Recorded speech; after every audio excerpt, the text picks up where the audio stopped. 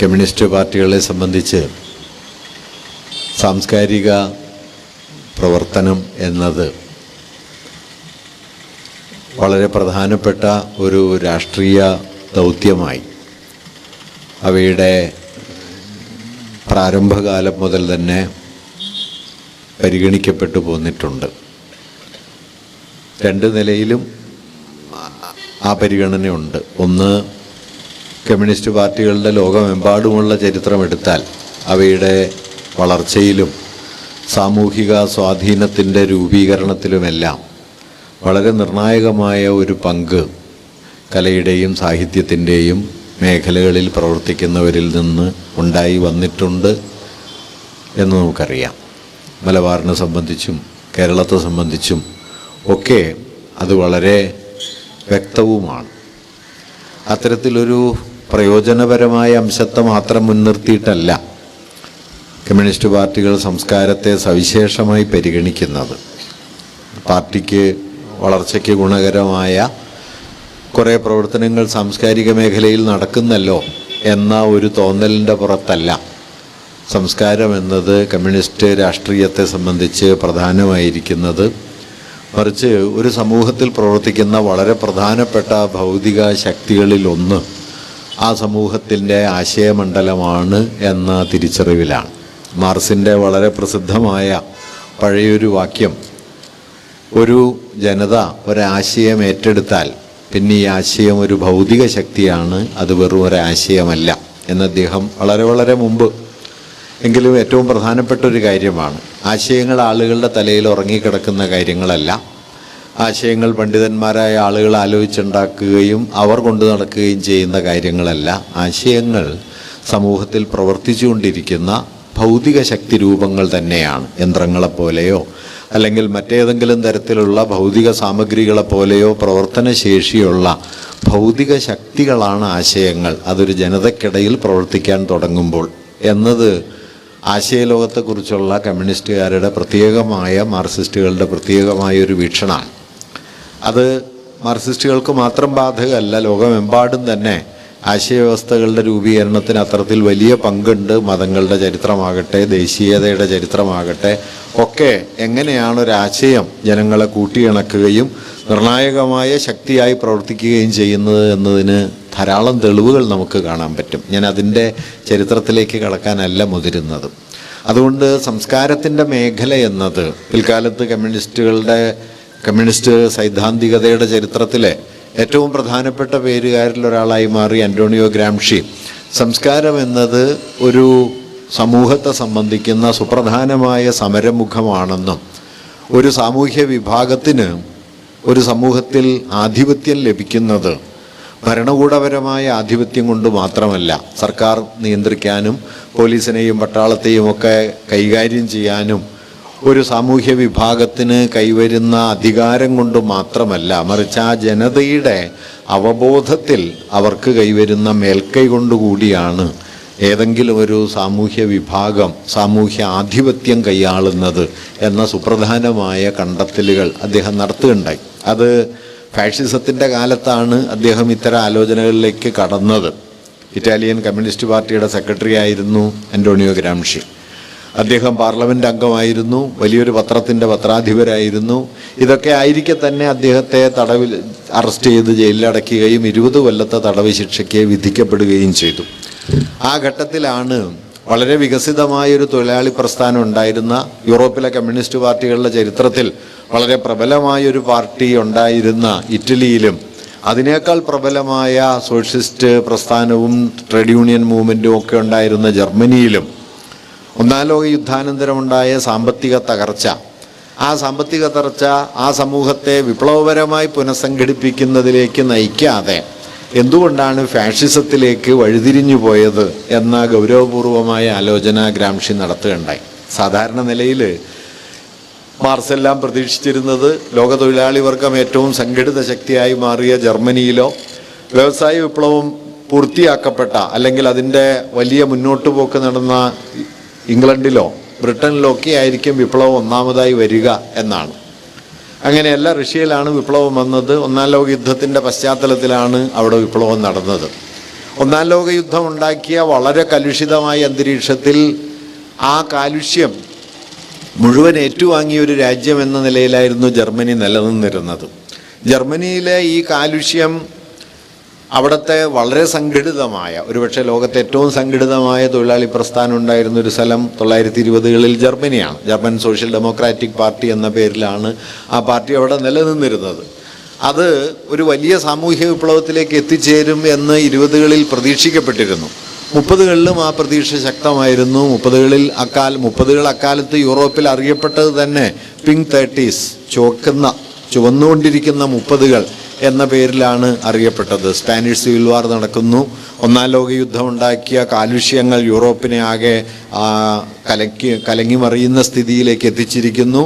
Soviet വിപ്ലവത്തിൻ്റെ ആവേശം യൂറോപ്പിലെമ്പാടും അലയടിക്കുന്നു. ഇതെല്ലാം ചേർന്ന് യൂറോപ്പ് ഉടനെ തന്നെ വിപ്ലവപരമായൊരു വൻ പരിവർത്തനത്തിലേക്ക് കടക്കുമെന്നും അതിൻ്റെ കേന്ദ്രമായി ജർമ്മനി മാറിത്തീരുമെന്നും ഒക്കെ 20-കളുടെ അവസാനവും 30-കളുടെ തുടക്കത്തിലുമൊക്കെ പ്രതീക്ഷിക്കപ്പെട്ടിരുന്നു. പക്ഷേ 30-കളുടെ പകുതിയോടെ ഹിറ്റ്ലർ അധികാരത്തിൽ വരികയും ഫാഷിസത്തിൻ്റെ തേർവാഴ്ച ആരംഭിക്കുകയും രണ്ടാം ലോക മഹായുദ്ധത്തിലേക്ക് അത് എത്തിച്ചേരുകയും ഒക്കെയാണ് ചെയ്തത്. ഈ സന്ദർഭത്തിലാണ് ഗ്രാംഷി ജയിലിൽ കിടന്ന് പ്രത്യേക പഠനമൊന്നും കൂടാതെ തൻ്റെ സ്വന്തം ബോധ്യങ്ങളെ വെച്ചും തൻ്റെ ആ ധൈഷണികതയെ മുൻനിർത്തിയും ധാരാളം ആലോചനകൾ നടത്തുകയും അതിലൂടെ ഫാഷിസത്തിൻ്റെ രൂപപ്പെടലിനെ അടക്കം വിശദീകരിക്കാൻ പോന്ന വലിയ അന്വേഷണങ്ങൾക്ക് തുടക്കം കുറിക്കുകയും ചെയ്തത്. അദ്ദേഹത്തിൻ്റെ ജയിൽ കുറിപ്പുകൾ, പ്രിസൺ നോട്ട് ബുക്സ് എന്ന പേരിൽ പ്രസിദ്ധമായ പഠനങ്ങളിൽ അദ്ദേഹം ഇക്കാര്യമൊക്കെ സമഗ്രമായി വിശദീകരിച്ചിട്ടുണ്ട്. ഞാൻ അതാകമാനം ഇവിടെ പറയാൻ മുതിരുന്നില്ല. അദ്ദേഹം പറഞ്ഞൊരു കാര്യം, ഭൗതികമായ ജീവിത പരിസരങ്ങളിൽ ഉണ്ടാകുന്ന മാറ്റം കൊണ്ട് മാത്രമല്ല, ജനങ്ങളുടെ അവബോധത്തെ സ്വാധീനിക്കാനും നിയന്ത്രിക്കാനും കഴിയുക എന്നത് സാമൂഹ്യ പരിവർത്തനത്തെ സംബന്ധിച്ച് സുപ്രധാനമായൊരു കാര്യമാണ്. അതുകൊണ്ട് സംസ്കാരമെന്ന് നാം സാമാന്യേന പറഞ്ഞു പോരുന്നത് കല, സാഹിത്യം അല്ലെങ്കിൽ വിജ്ഞാനം തുടങ്ങിയ മേഖലകളെയാണെങ്കിലും ഗ്രാംഷി അതിനെ കുറെ കൂടി വിപുലമായ അർത്ഥത്തിലാണ് പരിഗണിച്ചിട്ടുള്ളത്. അദ്ദേഹം പരിഗണിച്ചത് മനുഷ്യരുടെ ആശയലോകം, മനുഷ്യർ ലോകത്തെ മനസ്സിലാക്കാനും സ്വയം മനസ്സിലാക്കാനും തങ്ങളെ തന്നെ വിശദീകരിക്കാനും തങ്ങളും മനുഷ്യരും ലോകവും തമ്മിലുള്ള ബന്ധം എന്താണെന്ന് ചർച്ച ചെയ്യാനും ഒക്കെ ആശ്രയിക്കുന്ന ഒരു ചട്ടക്കൂടിനെയാണ് അദ്ദേഹം സംസ്കാരം എന്ന് വിളിച്ചത്, അല്ലാതെ കലയും സാഹിത്യവും എന്ന സാമാന്യ അർത്ഥത്തിലല്ല. അതുകൊണ്ട് ഈ ആശയലോകം ഓരോ വ്യക്തിയും തങ്ങളെയും ലോകത്തെയും സ്വയം തിരിച്ചറിയുന്ന വഴി തങ്ങളുടെ ജീവിതത്തെക്കുറിച്ച് അവർ വച്ചു പുലർത്തുന്ന ധാരണകൾ, ഇതെല്ലാം ചേർന്ന സംസ്കാരത്തിൻ്റെ മണ്ഡലം ഗ്രാംഷിയെ സംബന്ധിച്ച് ഒരു സമുന്നതമായ വർഗസമരത്തിൻ്റെ ഏറ്റവും പ്രധാനപ്പെട്ട ഒരു മേഖലയാണ് എന്ന കാഴ്ചപ്പാട് അദ്ദേഹം ഉയർത്തിക്കൊണ്ടുവന്നു. മാർക്സിസത്തിൻ്റെ തന്നെ ചരിത്രത്തിലെ സുപ്രധാനമായ ഒരു വഴിത്തിരിവായിട്ട് പലരും അതിനെ കാണാറുണ്ട്. ഗ്രാംഷി മുമ്പോട്ട് വെച്ച വീക്ഷണത്തെ കൾച്ചറൽ മാർക്സിസം എന്നുമൊക്കെ ചിലർ വിശേഷിപ്പിച്ചു പോരുന്നുണ്ട്. സംസ്കാരം എന്ന് പറയുന്നത് അക്കാലം വരെ മനസ്സിലാക്കപ്പെട്ടിരുന്നത് പോലെ സാമൂഹ്യ ഉൽപ്പാദനത്തിൻ്റെ ഒരു ഉപരിതലമായി ഒരു അനുബന്ധ മേഖലയായിട്ടല്ല കാണേണ്ടതെന്നും ചിലപ്പോഴൊക്കെ അതിന് സുപ്രധാനമായ സാമൂഹിക സ്വാധീനം കൈവരുമെന്നും ഉള്ള വലിയ ഊന്നൽ ഗ്രാംഷിയുടെ ആലോചനകളിൽ നിന്ന് ലോകമെമ്പാടുമുള്ള മാർക്സിസ്റ്റുകൾ സ്വീകരിച്ച പ്രധാനപ്പെട്ട ആശയങ്ങളിലൊന്നാണ്. ഇത് ഒരുപക്ഷെ ഇപ്പോൾ ഇവിടെ അധ്യക്ഷ പ്രസംഗത്തിൽ സഖാവ് സൂചിപ്പിച്ചതുപോലെ പ്രധാനപ്പെട്ട ഒരു കാര്യം, നമ്മുടെ ഇന്ത്യയെ സംബന്ധിച്ച് ഇന്ന് സംസ്കാരം എന്ന് പറയുന്നത് വാസ്തവത്തിൽ ഇന്ത്യയിൽ ഫാഷിസത്തിൻ്റെ ഏറ്റവും പ്രധാനപ്പെട്ട സ്രോതസ്സാണ്. നിങ്ങൾ ശ്രദ്ധിച്ചാൽ കാണാൻ പറ്റും, ഇന്ത്യയിൽ ഹിന്ദുത്വ രാഷ്ട്രീയം വേരാഴ്ത്തി നിൽക്കുന്നത് അല്ലെങ്കിൽ നിലനിന്ന് പോരുന്നത് അതിൻ്റെ രാഷ്ട്രീയ രൂപങ്ങളിലോ അതിൻ്റെ സംഘടനാ ബലങ്ങളിലോ മാത്രമായിട്ടല്ല. രാഷ്ട്രീയമായി പരാജയപ്പെട്ടപ്പോഴും ഹിന്ദുത്വം ഇന്ത്യയിൽ പരാജയപ്പെട്ടിട്ടില്ല എന്ന കാര്യം നമ്മൾ മറന്നുകൂടാ. 1984 നടന്ന തെരഞ്ഞെടുപ്പിൽ BJP അഖിലേന്ത്യാ തലത്തിൽ 2 സീറ്റിലാണ് ജയിച്ചത്. 2 സീറ്റാണ് അന്ന് BJPക്ക് ഉണ്ടായിരുന്നത്. അതിൻ്റെ അർത്ഥം BJPക്കോ ഹിന്ദുത്വത്തിനോ ഒരു സ്വാധീനവും ഇന്ത്യയിൽ ഇല്ലായിരുന്നു 1984 എന്നല്ല. മറിച്ച് ഹിന്ദുത്വത്തിൻ്റെ അടിസ്ഥാനപരമായ രാഷ്ട്രീയ വേര് രാഷ്ട്രീയ സംഘടനയിലോ BJP പോലുള്ള രാഷ്ട്രീയ പ്രസ്ഥാനങ്ങളിലോ അതിൻ്റെ ഭിന്നമായ മറ്റു തരം ആവിഷ്കാരങ്ങളിൽ വളരെ അക്രമോത്സുകമായി പ്രവർത്തിക്കുന്ന ബജറംഗ് ദൾ പോലെയോ അല്ലെങ്കിൽ വിശ്വ ഹിന്ദു പരിഷത്ത് പോലെയോ ഒക്കെയുള്ള സംഘടനകളിലൊന്നുമല്ല. അതിൻ്റെ വേര് കിടക്കുന്നത് ഇന്ത്യ എന്നാൽ എന്താണ് എന്ന ചോദ്യത്തിന് പല കാലങ്ങൾ കൊണ്ട് വികസിച്ചു വന്ന രൂപപ്പെട്ടു വന്ന ചില ഉത്തരങ്ങളിലാണ്. ലളിതമായി പറഞ്ഞാൽ ഇന്ത്യയുടെ ഭൂതകാലത്തെയും ഇന്ത്യയുടെ ചരിത്രത്തെയും കുറിച്ചുള്ള ധാരണകളിലാണ് വാസ്തവത്തിൽ ഇന്ത്യൻ ഫാഷിസത്തിൻ്റെ വേരുകൾ. അവിടെ ചെന്ന് തൊടാതെ വാസ്തവത്തിൽ നമുക്ക് ഇതിനെ ആഴത്തിൽ മറികടക്കാനായിട്ട് കഴിയില്ല. തെരഞ്ഞെടുപ്പ് വിജയങ്ങളോ പരാജയങ്ങളോ കൊണ്ട് ഇല്ലാതാക്കാൻ കഴിയാത്ത മട്ടിൽ ഇന്ത്യയുടെ ഭൂതകാലം വളരെ കൂടുതൽ ഹിന്ദുത്വത്തിൻ്റെ ആശയസ്രോതസ്സായി നിലനിൽക്കുന്നുണ്ട് എന്നതാണ് വസ്തുത. ഇത് എത്രത്തോളം നമുക്ക് വെല്ലുവിളിക്കാൻ കഴിയും, ഇതിനെ എത്രത്തോളം മറികടക്കാൻ കഴിയും എന്നത് വാസ്തവത്തിൽ നമ്മെ സംബന്ധിച്ച് വെറുമൊരു വൈജ്ഞാനിക പ്രശ്നമല്ല. ഒരുപക്ഷെ ഇന്ത്യ നേരിടുന്ന രാഷ്ട്രീയ വെല്ലുവിളികളെ, ഇന്ത്യൻ ജനാധിപത്യം നേരിടുന്ന വെല്ലുവിളികളെ അഭിമുഖീകരിക്കുന്നതിനുള്ള ഏറ്റവും പ്രധാനപ്പെട്ട കാര്യപരിപാടി അതാണ് എന്നാണ് ഞാൻ കരുതുന്നത്. കാരണം ഇന്ത്യയുടെ ആധുനിക ഇന്ത്യ എന്ന് നാം പറയുന്ന ഒരു കാഴ്ചപ്പാടും അതിൻ്റെ സാമൂഹ്യ സംവിധാനങ്ങളും രാഷ്ട്രരൂപവും ഒക്കെ നിലവിൽ വരുന്നതിനോടൊപ്പം തന്നെ വർഗീയമെന്ന് വിളിക്കാവുന്ന, പുറമേക്ക് വർഗീയമായി ചിലപ്പോഴൊന്നും അങ്ങനെ തെളിഞ്ഞു കണ്ടിട്ടില്ലെങ്കിലും വർഗീയതയുടെ ആശയസ്രോതസ്സായി മാറാൻ കഴിയുന്ന ഒരു അന്തരീക്ഷം വാസ്തവത്തിൽ നമ്മുടെ ദേശീയതാ സങ്കല്പത്തോടൊപ്പം ആധുനിക രാഷ്ട്ര സങ്കല്പത്തോടൊപ്പം തന്നെ രൂപപ്പെട്ടു വന്നിട്ടുണ്ട്. അത് വേണ്ട അളവിൽ അക്കാലത്തോ ഏതെങ്കിലും ഒരു കാലത്ത് തിരിച്ചറിയപ്പെട്ടോ എന്നതും സംശയമാണ്. കാരണം ഇപ്പോൾ 19-ാം നൂറ്റാണ്ടിൻ്റെ അവസാന ദശകങ്ങളിൽ ഇന്ത്യൻ ദേശീയത ഒരു പ്രധാനപ്പെട്ട രാഷ്ട്രീയ ആശയമായി രൂപപ്പെടുന്ന ഘട്ടത്തിൽ തന്നെ ആ ദേശീയതാ സങ്കല്പം മതവുമായി കെട്ടുപിണയാൻ തുടങ്ങുന്നുണ്ട്. ഇപ്പോൾ ബങ്കിംചന്ദ്ര ചാറ്റർജിയെ പോലുള്ള അക്കാലത്തെ വലിയ എഴുത്തുകാർ, അവരാണ് ഇന്ത്യൻ ദേശീയതയുടെ പ്രതീക ഗാനമായി മാറിയ വന്ദേമാതരമൊക്കെ എഴുതുകയും ആനന്ദമഠം എന്ന നോവൽ എഴുതുകയും അത് ഇന്ത്യൻ ദേശീയതയുടെ ഒരു സാംസ്കാരിക നിക്ഷേപമായി വലിയ തോതിൽ കൊണ്ടാടപ്പെടുകയും ചെയ്തു. ആ കൃതി മുതൽക്ക് ഇങ്ങോട്ട് ഏതാണ്ട് 1920-കൾ വരെയുള്ള ഒരു 3-3.5 പതിറ്റാണ്ട് കാലത്തെ ഇന്ത്യൻ ദേശീയതയുടെ ഭാവന അടിസ്ഥാനപരമായി മതപരമായിരുന്നു. നമ്മളത് അങ്ങനെയൊന്നും തിരിച്ചറിയാറില്ല. ഇപ്പോൾ ബാലഗംഗാധര തിലകനെ പോലെ ഒരാൾ എടുത്താൽ തിലകൻ അടിസ്ഥാനപരമായി എല്ലാ തരത്തിലുള്ള നവോത്ഥാന ശ്രമങ്ങൾക്കും പരിഷ്കരണ ശ്രമങ്ങൾക്കും എതിരായിരുന്നു. ഒരു യാഥാസ്ഥിതിക ഹിന്ദുവായി നിലയുറപ്പിച്ചുകൊണ്ട് ബ്രിട്ടീഷ് വിരുദ്ധ സ്വാതന്ത്ര്യ സമരം മുമ്പോട്ട് കൊണ്ടുപോകാം എന്നതായിരുന്നു തിലകൻ്റെ കാഴ്ചപ്പാട്. അദ്ദേഹം ബാലികാ വിവാഹം നിരോധിക്കാനുള്ള ശ്രമങ്ങൾക്കെതിരായിരുന്നു, വിധവാ വിവാഹത്തിനെതിരായിരുന്നു, ഐത്തോച്ചാടനത്തിന് വേണ്ടിയുള്ള സമരങ്ങൾക്കെതിരായിരുന്നു. ഇതെല്ലാം തന്നെ ഹിന്ദു മതത്തെ അകമേ ഭിന്നിപ്പിക്കും എന്ന് പറഞ്ഞ് ബ്രിട്ടനിൽ നിന്നുള്ള സ്വാതന്ത്ര്യം മാത്രമാണ് സ്വാതന്ത്ര്യം, ബാക്കിയെല്ലാം മാറ്റിവെക്കാവുന്ന കാര്യങ്ങളാണ് എന്ന നിലപാടാണ് അദ്ദേഹം സ്വീകരിച്ചത്. ഫലത്തിൽ യാഥാസ്ഥിതിക ഹിന്ദുത്വത്തിൻ്റെ വീക്ഷണഗതികൾ നമ്മുടെ ദേശീയതാ സങ്കല്പവുമായി കെട്ടുപിണയുന്ന ഒരു യുക്തി വാസ്തവത്തിൽ വളരെ പ്രബലമായിട്ടുണ്ട്. ഇത് 19-ാം നൂറ്റാണ്ടിൻ്റെ അവസാനം ദേശീയത എന്ന ആശയം രൂപപ്പെട്ട് ശക്തിപ്പെടുന്ന സന്ദർഭം മുതൽ 20-ാം നൂറ്റാണ്ടിലെ സ്വദേശി പ്രസ്ഥാനം, ബംഗാൾ വിഭജനം, ബാലഗംഗാധര തിലകൻ, ലാലാ ലജ്പത് റായ്, ബിപിൻ ചന്ദ്രപാല്, ആരെ എടുത്തു നോക്കിയാലും ഏറിയും കുറഞ്ഞും അവരുടെയൊക്കെ വീക്ഷണഗതികളുടെ പിന്നിൽ മതത്തിൻ്റെ ഒരു അടിയൊഴുക്കുണ്ട്. അത് ദേശീയതയുടെ പരിവേഷത്തിലാണ് പലപ്പോഴും വരിക. രാഷ്ട്രം എന്നാണ് സംസാരിക്കുക, ഭാരതീയ പാരമ്പര്യം എന്നാണ് സംസാരിക്കുക. വാസ്തവത്തിൽ ഇത്തരം പദാവലികൾക്കൊക്കെ തന്നെ വലിയ അപകടം ഒരു നിലയ്ക്കുണ്ട്. കാരണം ഭാരതീയ പാരമ്പര്യം എന്ന് പറയുന്ന സമയത്ത് സംശയരഹിതമായിട്ടും അതിൽ നിരവധി മതങ്ങളുണ്ട്, പല കാലങ്ങളിൽ ഒഴുകിക്കൂടിയ ആശയങ്ങളും സാംസ്കാരിക സ്വാധീനങ്ങളും ഒക്കെയുണ്ട്. ഹിന്ദുസ്ഥാനി സംഗീതം എന്ന് പറയുന്നത് ഇന്ത്യയിൽ രൂപപ്പെട്ട പ്രധാനപ്പെട്ട ഒരു സാംസ്കാരിക പാരമ്പര്യമാണ്. അത് പേർഷ്യൻ പാരമ്പര്യത്തിൽ നിന്നുണ്ടായി വന്നതാണ്. അതിൻ്റെ മുഴുവൻ കഥയൊന്നും പറയാൻ ഇപ്പം നമുക്ക് സമയമില്ലാത്തതുകൊണ്ട് ഞാൻ അതിലേക്ക് കടക്കുന്നില്ല.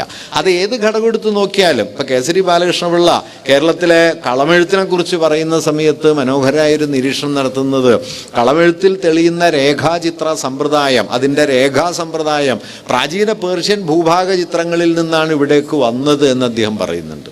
പേർഷ്യൻ ഭൂഭാഗ ചിത്രങ്ങൾ പേർഷ്യൻ സ്വാധീനം വഴി ഉത്തരഭാരതത്തിലേക്ക് വരികയും അത് അജന്തയിലെ ചിത്രകലാ ശൈലിയായി തീരുകയും അത് പിന്നീട് കൈമാറി നമ്മുടെ ഈ മേഖലകളിലൊക്കെയുള്ള ചുമർചിത്രങ്ങളിൽ അതിൻ്റെ സ്വാധീനം വരികയും അത് കളമെഴുത്തിലേക്ക് സംക്രമിക്കുകയും ചെയ്തതിനെക്കുറിച്ച് കേസരി വിസ്തരിച്ച് എഴുതിയിട്ടുണ്ട്. അപ്പം നമ്മൾ വീട്ടുമുറ്റത്ത് വരയ്ക്കുന്ന ഒരു കളത്തിൽ പോലും സാർവദേശീയമായ അനുഭവമണ്ഡലങ്ങൾ അടങ്ങിയിട്ടുണ്ട് എന്നാണ് അദ്ദേഹം സൂചിപ്പിക്കാൻ ശ്രമിച്ചത്. ഞാൻ പറഞ്ഞു വന്നത്, ഇത്തരത്തിലുള്ള കൊടുക്കൽ വാങ്ങലുകളുടെ ഒരു സുദീർഘമായ ചരിത്രത്തെ തീർത്തും ഒഴിവാക്കിയിട്ട് മതപരമെന്ന് വിളിക്കാവുന്ന യുക്തികൾക്കകത്ത് ഭൂതകാലത്ത് തളയ്ക്കുന്ന രീതി ഇന്ത്യൻ ദേശീയ പ്രസ്ഥാനത്തോടൊപ്പം വരികയുണ്ടായി. അതുകൊണ്ട് ഇന്ത്യൻ ദേശീയത എന്ന് പറയുന്നത് പലപ്പോഴും മതാത്മകമായ ഒന്നായി തീരുകയും അത് ഹൈന്ദവമായ പരിവേഷങ്ങളോടെ നിലകൊള്ളുന്ന ഒന്നായി മാറുകയും ചെയ്തു. ഇതിൽ ചെറിയ തോതിലെങ്കിലും ഒരു വഴിത്തിരിവുണ്ടാക്കാൻ കഴിഞ്ഞത് ഗാന്ധിയുടെ ഇടപെടലിനാണ്. 1920 മുതൽ ഗാന്ധി ദേശീയ പ്രസ്ഥാനത്തിൽ എത്തുന്നതോടെ മതം എന്നതിനെ അകമേ പൊളിച്ചു പണിയാനുള്ള ഒരു ശ്രമം, മതത്തെ ഉപേക്ഷിക്കാൻ എന്ന് പറഞ്ഞുകൂടാ, പക്ഷെ ഔപചാരിക മതത്തിനപ്പുറത്തേക്ക് മതത്തെ കൊണ്ടുപോകാനുള്ള വലിയ ചില ശ്രമങ്ങൾ ഗാന്ധിയുടെ കാലത്ത് 20 മുതൽ ഒരു കാൽനൂറ്റാണ്ട് കാലം ഇവിടെ ഉണ്ടായിരുന്നു. അങ്ങനെയാണ് നമ്മുടെ ദേശീയതയ്ക്ക് പരിമിതമെങ്കിലുമായ ഒരു മതനിരപേക്ഷ ഉള്ളടക്കം അക്കാലത്ത് കൈവന്നത്. അത് കർഷകരുടെ പ്രശ്നങ്ങൾ, തൊഴിലാളികളുടെ പ്രശ്നങ്ങൾ, യുവാക്കളുടെയും ഇതര സാമൂഹ്യ വിഭാഗങ്ങളുടെയും പ്രശ്നങ്ങളൊക്കെ ഏറ്റെടുക്കുകയും അതുവരെ ഇന്ത്യൻ ദേശീയതയുടെ സ്വാതന്ത്ര്യ സങ്കല്പത്തിൻ്റെ ഒക്കെ പിന്നിലെ പ്രധാന ശക്തിയായിരുന്ന ഈ മതാത്മക വീക്ഷണങ്ങളിൽ നിന്ന് മതനിരപേക്ഷമായ ഒരു ജനാധിപത്യ വീക്ഷണത്തിലേക്കുള്ള വഴിത്തിരിവിന് കുറച്ചൊക്കെ വഴി തുറക്കുകയും ചെയ്തു. കുറച്ചൊക്കെ എന്ന് ഞാൻ പറയാൻ കാരണം, ഇങ്ങനെ ഗാന്ധിയുടെ കാലത്തും സോഷ്യലിസ്റ്റുകൾ, കമ്മ്യൂണിസ്റ്റുകൾ, ഇടതുപക്ഷക്കാർ, മറ്റു തരത്തിലുള്ള പുരോഗമനവാദികൾ ഇവരൊക്കെ ദേശീയ പ്രസ്ഥാനത്തിൻ്റെ മുൻനിരയിലേക്ക് വന്ന സമയത്ത് തന്നെയും, ഗാന്ധി അതിൻ്റെ കേന്ദ്രബിംബമായി മാറിയ സമയത്ത് തന്നെയും വാസ്തവത്തിൽ മതത്തിൻ്റെ പിടിമുറുക്കം ദേശീയതയിൽ നിന്ന് ഇല്ലാതായിട്ടൊന്നുമില്ല. അതതിൻ്റെ ഒരു അടിയൊഴുക്കായി മുൻപ് മുൻനിലയിലായിരുന്നെങ്കിൽ അത് പിന്നിലയിൽ തുടരുകയായിരുന്നു എന്നതാണ് യാഥാർത്ഥ്യം. അതിന് നിർണായകമായ ഒരു പിന്നോട്ടടി ഇന്ത്യയിലെ വർഗീയ പ്രസ്ഥാനം നേരിട്ടത് ഗാന്ധിയുടെ വധത്തിന് ശേഷമാണ്.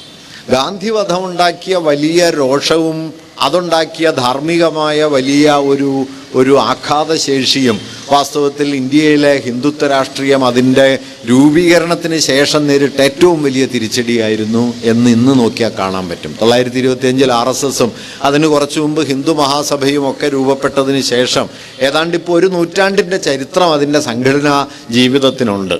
ഈ സംഘടനാ ജീവിതത്തിൻ്റെ ചരിത്രത്തിലെ ഏറ്റവും വലിയ പ്രതിരോധം അത് നേരിട്ടത് RSS നിരോധിക്കപ്പെടുന്ന സ്ഥിതി തന്നെ ഉണ്ടായത് നമുക്കറിയുന്നത് പോലെ ഗാന്ധി വധത്തെ തുടർന്നാണ്. സർദാർ പട്ടേൽ തന്നെയാണ് ഗാന്ധി വധത്തിൻ്റെ പിന്നിലെ പ്രധാനപ്പെട്ട പ്രേരണാശക്തി. ഗൂഢാലോചന സവർക്കറുടെ നേതൃത്വത്തിലുള്ള ഒരു മതഭ്രാന്ത സംഘമാണ് എന്ന് നെഹ്റുവിന് കത്തെഴുതുന്നത് ഈ പട്ടേൽ തന്നെയാണ്. പട്ടേൽ മാത്രമല്ല, അക്കാലത്ത് ആ കേസ് അന്വേഷിച്ച ബോംബെയിലെ ക്രൈംബ്രാഞ്ച് SP ആയിരുന്ന നഗർവാല ഉൾപ്പെടെയുള്ള ആളുകൾ ആ കാര്യം പല രൂപത്തിൽ ആവർത്തിക്കുന്നുണ്ട്. അങ്ങനെ ഗാന്ധി വധമുണ്ടാക്കിയ ഒരു ധാർമ്മികമായ വലിയ ഒരു സ്വാധീനം ഹൈന്ദവ വർഗീയതയെ കുറച്ചു കാലമെങ്കിലും പുറകോട്ടടിച്ചു എന്നത് ശരിയാണെങ്കിലും 1975 അടിയന്തരാവസ്ഥയോടെ വാസ്തവത്തിൽ ഹിന്ദുത്വ രാഷ്ട്രീയത്തിന് വീണ്ടും സാമൂഹ്യമായ സ്വീകാര്യത കൈവരുന്ന ഒരു സ്ഥിതി ഉണ്ടാവുകയും ചെയ്തു. വാസ്തവത്തിൽ അടിയന്തരാവസ്ഥയുടെ ദീർഘകാല ഫലം എന്ന് പറയുന്നത് ഇന്ത്യൻ ദേശീയതയിൽ നിന്ന് വലിയ തോതിൽ പിൻവാങ്ങി നിന്ന ഹൈന്ദവ രാഷ്ട്രീയത്തെ, മതവർഗീയ രാഷ്ട്രീയത്തെ മുന്നോട്ട് കൊണ്ടുവരുന്നതിനുള്ള ഒരു ചവിട്ടുപടിയായി അത് മാറി എന്നതാണ്. അക്കാലത്ത് തന്നെ ഈ കാര്യം സൂചിപ്പിച്ചിരുന്ന അപൂർവ ആളുകളുണ്ട്. അതിലൊരാൾ NV കൃഷ്ണവാര്യരാണ്. NV കൃഷ്ണവാര്യർ അക്കാലത്ത് ഇക്കാര്യം പറയുന്നുണ്ട്. RSSന്റെ ഈ അടിയന്തരാവസ്ഥക്കെതിരായ സമരത്തിൻ്റെ മറയിലൂടെ എങ്ങനെയാണ് ഹിന്ദുത്വം ഉണർന്നു വരുന്നത് എന്നതിനെക്കുറിച്ചുള്ള വിമർശനങ്ങൾ അക്കാലത്ത് തന്നെ NV സൂചിപ്പിക്കുന്നുണ്ട്. ഞാൻ പറഞ്ഞു വന്നത്, അതിങ്ങനെ അടിയന്തരാവസ്ഥ അതിൻ്റെ ഇമ്മീഡിയറ്റായ സന്ദർഭത്തിൽ തൊട്ടടുത്ത് അത് നടക്കുന്ന കാലത്ത് ജനാധിപത്യ കശാപ്പും സ്വാതന്ത്ര്യത്തിന് വേണ്ടി പ്രവർത്തിക്കുന്ന ആളുകളുടെ, കമ്മ്യൂണിസ്റ്റുകാരുടെ ഒക്കെ വേട്ടയുമായിട്ടാണ് മാറിയതെങ്കിൽ ദീർഘകാല അടിസ്ഥാനത്തിൽ അടിയന്തരാവസ്ഥ 2.5 കൊല്ലം കഴിഞ്ഞപ്പോൾ അവസാനിച്ചു.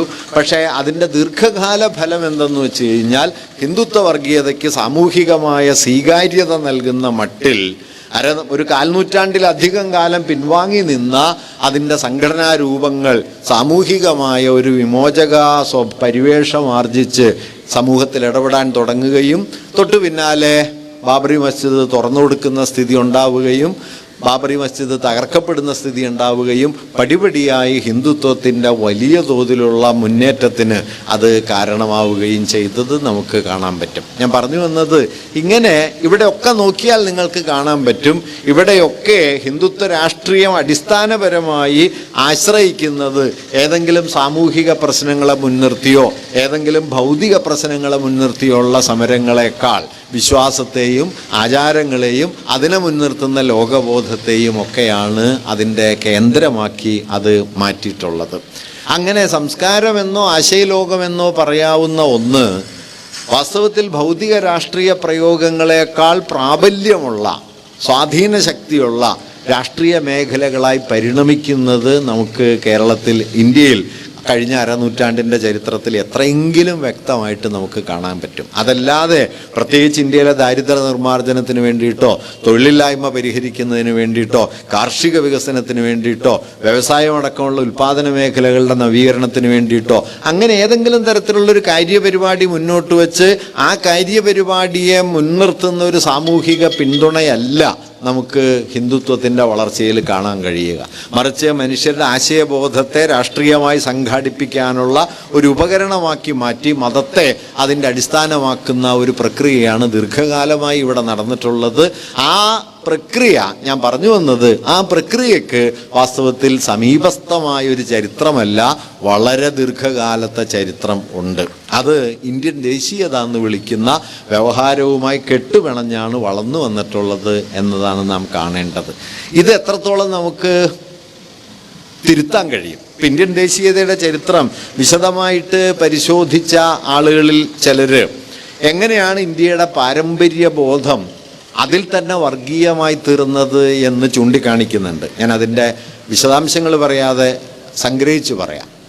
അമർത്യാസൻ അദ്ദേഹത്തിൻ്റെ പ്രധാനപ്പെട്ട കൃതികളിൽ ഒന്നിൽ എന്താണ് ഇന്ത്യൻ പാരമ്പര്യ സങ്കല്പത്തിൻ്റെ മൗലികമായ തകരാറ് എന്നതിനെക്കുറിച്ച് പരിശോധിച്ചുകൊണ്ട് അദ്ദേഹം പറയുന്ന കാര്യം, നമ്മുടെ ആധുനിക രാഷ്ട്രത്തിലെ പ്രബലമായി വന്ന പാരമ്പര്യ സങ്കല്പം, ഇന്ത്യൻ ട്രഡീഷൻ എന്നൊക്കെ നാം പറയുന്ന, ഭാരതീയ പാരമ്പര്യം എന്നൊക്കെ കനത്തിൽ പറയുന്ന ആ സങ്കല്പം, അമർത്യാസൻ പറയുക 3 തരത്തിലുള്ള ഒഴിവാക്കലുകളുണ്ട് അതിനകത്ത് എന്ന് അദ്ദേഹം പറയും. 3 തരത്തിലുള്ള എക്സ്ക്ലൂഷൻസ്, പുറന്തള്ളലുകളുണ്ട്. ഒന്ന്, ബ്രാഹ്മണേതരമായ മതപാരമ്പര്യങ്ങളെ മുഴുവൻ പുറന്തള്ളി.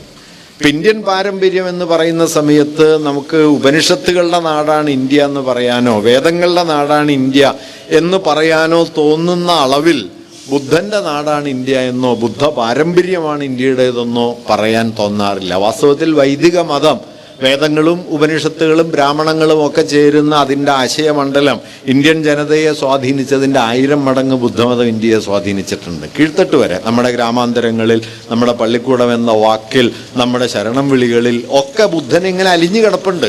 കീഴ്ത്തട്ട് ജീവിതത്തിലേക്ക് നോക്കിക്കഴിഞ്ഞാൽ ബ്രാഹ്മണ മതമോ വൈദിക സാഹിത്യമോ ഇന്ത്യൻ ജീവിതത്തിൽ ചെലുത്തിയ സ്വാധീനത്തിൻ്റെ എത്രയോ മടങ്ങാണ് ബൗദ്ധ പാരമ്പര്യത്തിൻ്റെ ഇപ്പോഴും അവശേഷിക്കുന്ന തുടർച്ചകൾ.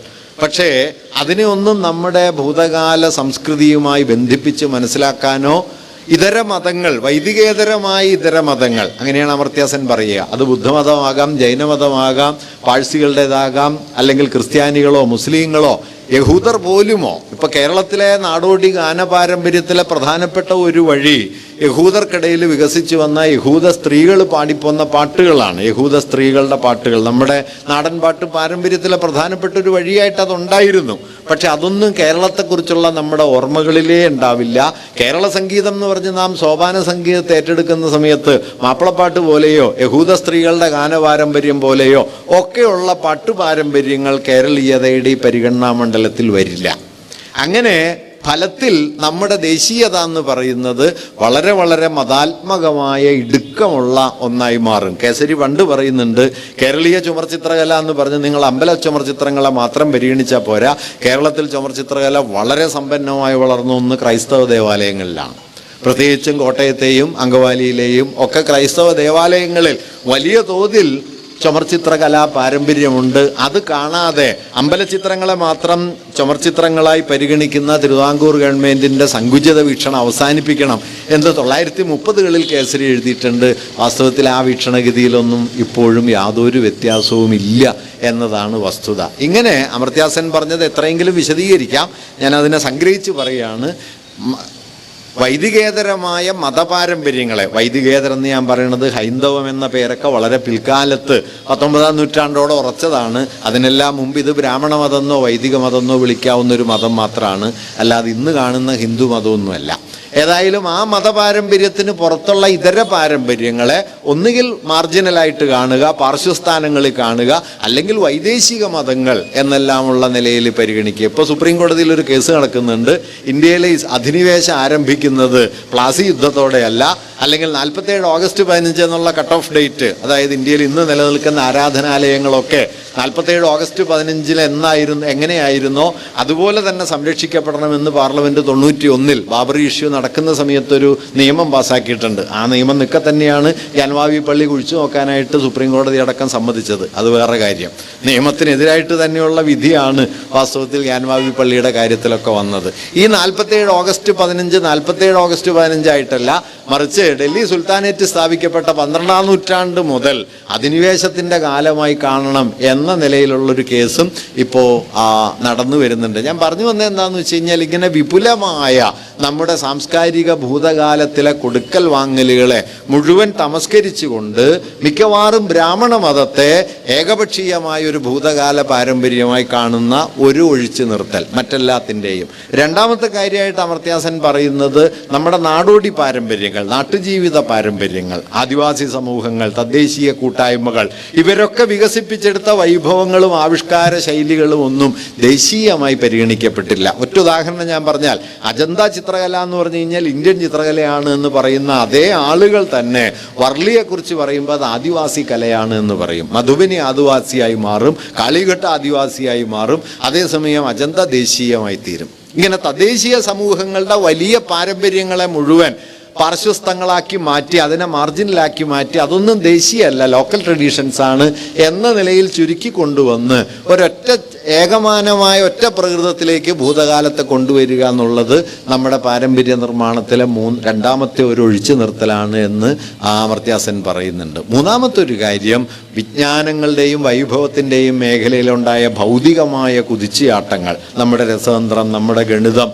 അടക്കം, നമ്മുടെ കാമശാസ്ത്രം, നമ്മുടെ അർത്ഥശാസ്ത്രം അടക്കമുള്ള ഭൗതിക വിജ്ഞാനത്തിൻ്റെ, ഭൗതികവാദമല്ല, ലോകായുധവും ചർവാകവും ഒക്കെ പോലുള്ള ഭൗതികവാദ രീതിയല്ല, ഭൗതിക വിജ്ഞാനത്തിൻ്റെ എത്രയോ വിശിഷ്ട മേഖലകളിൽ വലിയ തോതിലുള്ള ഭൗതിക വിജ്ഞാനം ഇന്ത്യ രൂപപ്പെടുത്തിയെടുത്തിരുന്നു. അതിനെയൊന്നും ഇന്ത്യൻ പാരമ്പര്യത്തിൻ്റെ പ്രബലമായ അടിസ്ഥാനങ്ങളായി കാണാതെ വേദോപനിഷത്തുകളെയും ബ്രാഹ്മണ്യത്തിൻ്റെ കർമ്മശാസ്ത്രത്തെയും ഒക്കെ ദേശീയ പാരമ്പര്യമാക്കുകയും ഇതൊക്കെ അതാതെടുത്ത്, ഇപ്പോൾ കേരളത്തിലുണ്ടായിട്ടുള്ള വാസ്തുകല, നമ്മുടെ മനുഷ്യാലയ യന്ത്രിക പോലുള്ള കെട്ടിട നിർമ്മാണത്തിൻ്റെ സമ്പ്രദായങ്ങൾ, അല്ലെങ്കിൽ ആരോഗ്യപരിപാലനത്തെ സംബന്ധിച്ചുണ്ടായ, ഗജശാസ്ത്രത്തെ സംബന്ധിച്ചുണ്ടായ, വൃക്ഷായുർവേദത്തെക്കുറിച്ചുണ്ടായ ഇത്തരത്തിലുള്ള ഭൗതിക വിജ്ഞാനത്തിൻ്റെ അതിബൃഹത്തായ പാരമ്പര്യം, ലോകത്ത് ആദ്യമായി ലൈംഗിക വിജ്ഞാനം ഒരു വിജ്ഞാന മേഖലയായി മാറുന്നത് ഇന്ത്യയിലാണ്. അത് ഏതാണ്ട് ക്രിസ്തു പുതുവർഷം ഒരു 2-ാം നൂറ്റാണ്ട് മുതൽ 9-ാം നൂറ്റാണ്ട് വരെ 700-800 കൊല്ലക്കാലം ഇന്ത്യയിൽ സെക്സോളജി എന്ന് പറയുന്നത് വളരെ പ്രധാനപ്പെട്ട ഒരു വിജ്ഞാന മേഖലയായിട്ട് നിലനിൽക്കുന്നുണ്ട്. ഒരു വലിയ ഡിസ്കോഴ്സ് ഉണ്ട്. ആ ഡിസ്കോഴ്സിലെ മേജർ ടെക്സ്റ്റാണ് കാമസൂത്രം. അത് ഒറ്റക്കൊരു പുസ്തകമല്ല, വലിയ പരമ്പര ആ പുസ്തകങ്ങൾക്ക് മുന്നിലും പിന്നിലും ഉണ്ട്. പിന്നീടൊരു ലൈംഗിക ശാസ്ത്ര ഗ്രന്ഥം നമ്മൾ കാണുന്ന അറേബ്യയിലാണ്. അത് 13-ാം നൂറ്റാണ്ടൊക്കെ ആയി. പെർഫ്യൂംഡ് ഗാർഡൻ എന്ന പേരിൽ പ്രസിദ്ധീകരിക്കപ്പെട്ട ആ ഗ്രന്ഥം, സുഗന്ധോദ്യാനം. അപ്പം ഇങ്ങനെ അർത്ഥശാസ്ത്രം പോലൊരു കൃതി, വലിയ പോളിറ്റിയെക്കുറിച്ചുള്ള, രാഷ്ട്രമീമാംസയെക്കുറിച്ചുള്ള വലിയ ഗ്രന്ഥമായിരുന്നു അത്. ഇങ്ങനെ ഭൗതിക വിജ്ഞാനത്തിൻ്റെ മേഖലകളിൽ ഇന്ത്യ ഉണ്ടാക്കിയെടുത്ത അറിവുകളെയും അതിൻ്റെ ആവിഷ്കാരങ്ങളെയും ദേശീയ പാരമ്പര്യം എന്ന നിലയിൽ പരിഗണിക്കാൻ നമുക്ക് കഴിഞ്ഞില്ല. പകരം ഉപനിഷത്തുകൾ, വേദങ്ങൾ, വേദേതിഹാസങ്ങൾ, സാഹിത്യകൃതികൾ, കാളിദാസൻ പ്രധാനിയായി തീരുകയും കൗടല്യൻ എന്ന് പറയുന്നത് ആ പ്രാധാന്യം ഇല്ലാത്ത ഒരാളായി തീരുകയും, അല്ലെങ്കിൽ വേദം പ്രധാനമായി തീരുകയും കാമശാസ്ത്ര അപ്രസക്തമായി തീരുകയും ചെയ്യുന്നു എന്ന സ്ഥിതി വന്നു. ഫലത്തിൽ എന്തു പറ്റിയെന്ന് വെച്ച് കഴിഞ്ഞാൽ, വൈദികേതരമായ എല്ലാ തരത്തിലുള്ള ആവിഷ്കാരങ്ങളെയും അറിവുകളെയും ജീവിതക്രമങ്ങളെയും ദേശീയമെന്ന സങ്കല്പത്തിൽ നിന്ന് പതിയെ പതിയെ ഒഴിച്ചു നിർത്തുന്ന ഒരു വളരെ ഇടുങ്ങിയ ഒരു യുക്തി നമ്മുടെ പാരമ്പര്യ ഭാവനയിലും ദേശീയതാ ഭാവനയിലും കയറിക്കൂടുന്നതിന് ഇത് കാരണമായി. ഈ ദേശീയ ഭാവനയാണ് വാസ്തവത്തിൽ ഹിന്ദുത്വത്തിൻ്റെ ആശയസ്രോതസ്സുകളിൽ പ്രധാനമായി തീർന്നത്. അതുകൊണ്ട് ഇന്ത്യയുടെ ഭൂതകാലത്തെക്കുറിച്ച് സംസാരിക്കുന്ന സമയത്ത് അത് തങ്ങൾക്ക് അവകാശപ്പെട്ടതാണ് എന്ന നിലയിൽ സംസാരിക്കാൻ ഹൈന്ദവ വർഗീയതയ്ക്ക് കഴിയുന്നത് സാംസ്കാരിക ഭൂതകാലത്തിൻ്റെ വൈവിധ്യങ്ങളെ, സാംസ്കാരിക ഭൂതകാലത്തിൻ്റെ ബഹുത്വത്തെ, അതിലുള്ള കൊടുക്കൽ വാങ്ങലുകളെ സ്വാഭാവികമായി ഉയർത്തിക്കൊണ്ടുവരാനായിട്ട് നമ്മുടെ ഭൂതകാല ധാരണയ്ക്ക് കഴിഞ്ഞില്ല എന്നുള്ളതാണ്. ഞാൻ നേരത്തെ പറഞ്ഞതുപോലെ കേസരി ചൂണ്ടിക്കാണിക്കുന്ന നമ്മുടെ കളമെഴുത്തിൽ പേർഷ്യൻ രചനാ സമ്പ്രദായത്തിൻ്റെ സ്വാധീനമുണ്ട് എന്ന് ഉറച്ചു കഴിഞ്ഞാൽ പിന്നെ കളമെഴുത്തിനെ കൊണ്ടുപോയി നിങ്ങൾക്ക് മതത്തിൻ്റെ അകത്ത് കെട്ടാൻ പറ്റില്ല. ഓരോന്നിനെയും അങ്ങനെ എത്രയോ തരത്തിലുള്ള ഉദാഹരണങ്ങൾ സാധ്യമാണ്. വാസ്തവത്തിൽ നമ്മുടെ ഓണത്തിന് നമ്മൾ ഉണ്ടാക്കുന്ന ഓണപ്പടവ് എന്ന് പറയുന്നത് മധ്യേഷ്യയിൽ ഒരു ഘട്ടത്തിൽ വികസിച്ചു വന്ന ശവകുടീര സ്മാരകങ്ങളുടെ ഒരു മിനിയേച്ചറാണ്, സിഗറാത്തുകളുടെ മിനിയേച്ചറാണ് എന്ന് എൻ വി കൃഷ്ണവാര്യർ എഴുതുന്നുണ്ട്. അത് യൂഫട്ടീസിലോ ടൈഗ്രീസിൻ്റെ തീരങ്ങളിൽ സുമേറിയൻ നാഗരികതയിൽ വികസിച്ചു വന്ന ഒരു തരത്തിലുള്ള നിർമ്മാണ രീതിയുടെ മരണാനന്തര സ്മാരകങ്ങളുടെ ഒരു ലഘുരൂപമാണ് നമ്മുടെ തിരുവോണനാളിലെ ഓണപ്പടവുകൾ എന്ന് അദ്ദേഹം വിസ്തരിച്ച് പ്രതിപാദിക്കുന്നുണ്ട്. ഇത്തരത്തിലുള്ള അറിവുകളെ നമ്മുടെ പൊതുബോധത്തിലേക്ക് ഒരിക്കലും നമുക്ക് സന്നിവേശിപ്പിക്കാൻ കഴിഞ്ഞില്ല. പകരം ഇതിനെയെല്ലാം ഇടുക്കത്തിൽ കാണുന്ന, ഇതിലെല്ലാം അടങ്ങിയിട്ടുള്ള പങ്കുവയ്പ്പുകളെ മറച്ചു വയ്ക്കുന്ന, ഇതിനെയെല്ലാം തീർത്തും തദ്ദേശീയവും താന്താങ്ങളുടേതു മാത്രവുമായി കാണുന്ന സംസ്കാര സങ്കല്പത്തിൻ്റെ ഇടുക്കം ഇന്ത്യൻ ഭൂതകാലത്തെ സംബന്ധിച്ച് വളരെ ശക്തമായിട്ടുണ്ട്. ഇന്ത്യൻ ദേശീയതയും ആധുനികതയുടെ വളർച്ചയും അത്തരത്തിലൊരു ഇടുങ്ങിയ ഭൂതകാലത്തെയാണ് ഉറപ്പിച്ചെടുത്തത്. ഈ ഇടുക്കമാണ് ഇതിനോട് ഏറ്റുമുട്ടാൻ ശ്രമിച്ച പ്രധാനപ്പെട്ട ഇന്ത്യയിലെ ഒരാളായിരുന്നു നെഹ്റു. നെഹ്റുവിൻ്റെ ഡിസ്കവറി ഓഫ് ഇന്ത്യയുടെ മൗലികമായ പ്രാധാന്യം, അക്കാലത്ത് എഴുതപ്പെട്ട നമ്മുടെ ദേശീയവാദപരമായ ചരിത്ര ഗ്രന്ഥങ്ങളൊക്കെ ഭൂതകാലത്തെ പൊതുവെ ഹിന്ദുത്വത്തിൻ്റെ യുക്തിയിലേക്ക് കൂട്ടിയിണക്കാൻ ശ്രമിച്ചപ്പോൾ അതിനെതിരെ ഒരു മതനിരപേക്ഷമായ പെർസ്പെക്റ്റീവ് ഉറപ്പിക്കാനുള്ള വലിയൊരു പൊളിറ്റിക്കൽ ഇൻ്റർവെൻഷൻ കൂടിയായിട്ടാണ് അദ്ദേഹത്തിൻ്റെ ആ ഗ്രന്ഥം വന്നത്. പക്ഷെ അതുകൊണ്ടൊന്നും ഇതിനെ തിരുത്താൻ നമുക്ക് കാര്യമായി കഴിഞ്ഞില്ല എന്നൊരു വസ്തുതയുണ്ട്. അതുകൊണ്ട് ഇന്ത്യൻ ദേശീയത എന്ന് പറഞ്ഞു കഴിഞ്ഞാൽ അതിൻ്റെ സ്വാഭാവിക അവകാശം ഹിന്ദുത്വത്തിനാണ് എന്ന ഒരു തോന്നൽ ഹിന്ദുത്വവാദികളല്ലാത്തവർക്കും വേണ്ടത്രയുണ്ട്. ഇപ്പം ഞങ്ങളുടെ സർവകലാശാലയിൽ വൈസ് ചാൻസലറായിരുന്ന KN പണിക്കർ മാഷ് സംഭാഷണ മധ്യേ പറയുമായിരുന്ന ഒരു കാര്യമുണ്ട്. അദ്ദേഹം പറയുക, വർഗീയതയെ നിങ്ങൾക്ക് ജാഥ നടത്തി തോൽപ്പിക്കാൻ കഴിയില്ല എന്ന് പറയും. അദ്ദേഹത്തിന് നൽകുന്ന വിശദീകരണം എന്തുകൊണ്ടാണെന്ന് വെച്ചാൽ ജാഥയിലും വേണ്ടത്ര വർഗീയവാദികൾ ഉണ്ടാവും എന്നാണ്. അത് വർഗീയവാദികളായ ആളുകൾ, പ്രത്യക്ഷ രാഷ്ട്രീയത്തിൽ വർഗീയ നിലപാടെടുക്കുന്ന ആളുകൾ ജാഥയിൽ വരുന്നു എന്നുള്ള അർത്ഥത്തിലല്ല, മറിച്ച് വർഗീയതയുടെ ആശയപരമായി അടിസ്ഥാന ചട്ടക്കൂടിനെ കൈയൊഴിയാതെ നിങ്ങൾക്ക് സെക്യുലറായിട്ട് പുറമേ നിൽക്കാൻ പറ്റും എന്നതാണ് ഇന്ത്യയുടെ പ്രശ്നം. നിങ്ങൾ സെക്യുലർ ആണെന്ന് കരുതുന്ന സമയത്ത് തന്നെ നിങ്ങൾ ഉൾക്കൊള്ളുന്ന ഭൂതകാല ധാരണ, പാരമ്പര്യബോധം, സംസ്കാര സങ്കല്പം, ചരിത്രധാരണ, അതിൽ ഹിന്ദുത്വത്തിൻ്റെ രാഷ്ട്രീയ യുക്തി അടങ്ങിക്കിടക്കുന്നുണ്ട് എന്നതാണ് പ്രശ്നം. അല്ലാതെ ഹിന്ദുത്വത്തിൻ്റെ രാഷ്ട്രീയ യുക്തി ഹിന്ദുത്വം മുമ്പോട്ട് വയ്ക്കുന്ന ഒരു പൊളിറ്റിക്കൽ പ്രോജക്റ്റിലാണ് എന്ന് തെറ്റിദ്ധരിക്കരുത്. പൊളിറ്റിക്കൽ പ്രോജക്റ്റ് വാസ്തവത്തിൽ അതിൻ്റെ ഔട്ടർ മാനിഫെസ്റ്റേഷനാണ്. അതിൻ്റെ വേര് എന്ന് പറയുന്നത് വാസ്തവത്തിൽ ഇന്ത്യൻ ഭൂതകാലവും ഇന്ത്യൻ സംസ്കാരവുമാണ്. ഈ ഭൂതകാലത്തെ അഴിക്കാൻ പറ്റുമോ എന്നതാണ് വലിയ ഒരു ചോദ്യം. വാസ്തവത്തിൽ ഗാന്ധി അവർ വെടിവെച്ചു വന്നതിൻ്റെ കാരണം ഈ ഭൂതകാലത്ത് അഴിക്കാനുള്ള ശ്രമമായിരുന്നു ഗാന്ധിയുടേതെന്നുള്ള. ഗാന്ധിയോട് ഇപ്പം നെഹ്റുവിനെ വെടിവെച്ച് കൊന്നില്ലല്ലോ, കൊന്നത് ഗാന്ധിയാണ്. കാരണം നെഹ്റു പുറത്ത് നിന്നിട്ട് സെക്യുലർ എന്ന് പറയുക ചെയ്യുന്നത്, ഗാന്ധി മതത്തിൻ്റെ ഉള്ളിൽ കയറിയിട്ട് നടത്തിയ ഒരു യുദ്ധമാണ്. അദ്ദേഹം രാമനെ അഴിക്കുന്നുണ്ട്, അദ്ദേഹം ഹിന്ദുമതത്തെ അഴിക്കുന്നുണ്ട്. അപ്പോൾ ഗോഡ്സെ ഷിംല കോടതിയിൽ നടത്തിയ പ്രസ്താവനയിൽ പറയുന്നുണ്ട് എന്തുകൊണ്ടാണ് കൊന്നത് ഗാന്ധിയെ. വ്യക്തിപരമായ ഒരു വിദ്വേഷമില്ല അദ്ദേഹത്തോട്. കാരണങ്ങളിൽ ഒന്നാമത്തേത് സത്യം, അഹിംസ തുടങ്ങിയ ആശയങ്ങളെ കുത്തിക്കടത്തി ഹിന്ദുമതത്തെ തകർക്കാൻ ശ്രമിച്ചു എന്നാണ്.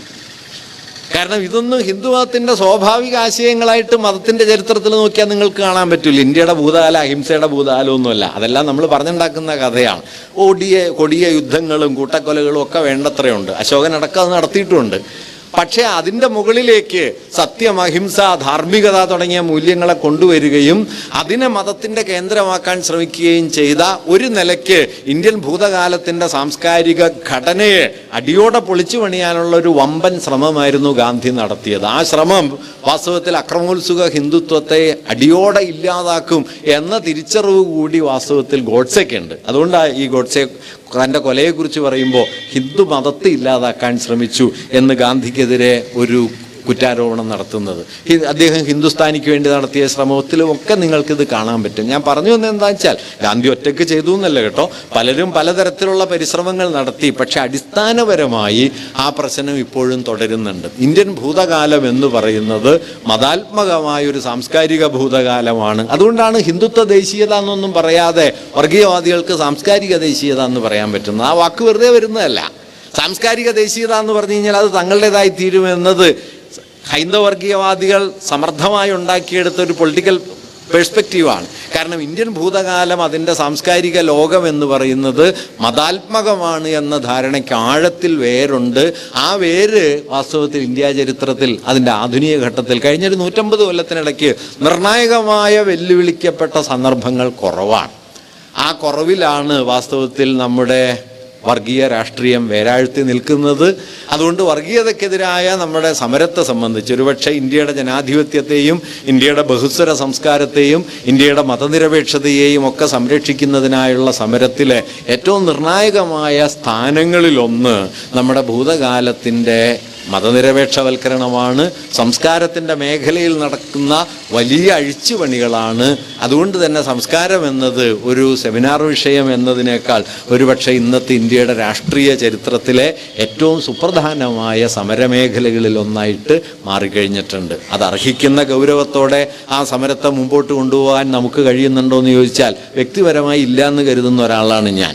കാരണം നമ്മൾ ഈ സമരങ്ങളെയൊക്കെ ഒരു അനുബന്ധ പരിപാടിയുടെ തലത്തിനപ്പുറത്തേക്ക് ഒരു കേന്ദ്ര രാഷ്ട്രീയ പ്രശ്നം എന്ന നിലയിലേക്ക്, ഞാൻ നേരത്തെ പറഞ്ഞല്ലോ, ഒരു കർഷക സമരം നടത്തിയിട്ടല്ല, ഒരു കൂലിക്കൂടുതലിന് വേണ്ടിയിട്ടുള്ള സമരം നടത്തിയിട്ടില്ല, വ്യാവസായിക വികസനം ഉണ്ടാക്കിയിട്ടല്ല, കാർഷിക വളർച്ചയ്ക്ക് വേണ്ടി ശ്രമിച്ചിട്ടല്ല, അങ്ങനെ എന്തെങ്കിലും ഭൗതിക മാറ്റങ്ങളുടെ ബലത്തിലല്ല ഹിന്ദുത്വം നിൽക്കുന്നത്. അത് ആശയങ്ങളെ മുൻനിർത്തുന്ന രാഷ്ട്രീയ സംഘാടനത്തിൻ്റെ മണ്ഡലത്തിലാണ്. ഈ മണ്ഡലത്തെ ആ നിലയിൽ തന്നെ പ്രതിരോധിക്കുന്നതിന് വേണ്ടിയുള്ള വലിയ ശ്രമങ്ങൾ ഒരുപക്ഷെ മറ്റേതൊരു കാലത്തെക്കാളും കൂടുതൽ ഇന്ന് ആവശ്യമുണ്ട്. ആ ശ്രമങ്ങൾ കൂടുതൽ ഫലപ്രദമായി ഏറ്റെടുക്കാൻ ഇത്തരം ആലോചനകൾ നമുക്ക് പ്രചോദനമാകണം എന്നൊരാശയം മാത്രമാണ് നിങ്ങളോട് ഞാനിപ്പോൾ പങ്കുവെക്കാൻ മുതിരുന്നത്. ഇത് നിങ്ങളുടെ ശ്രദ്ധയിൽപ്പെടുത്തിക്കൊണ്ട് ഞാൻ എൻ്റെ വാക്കുകൾ അവസാനിപ്പിക്കുന്നു. അഭിവാദം.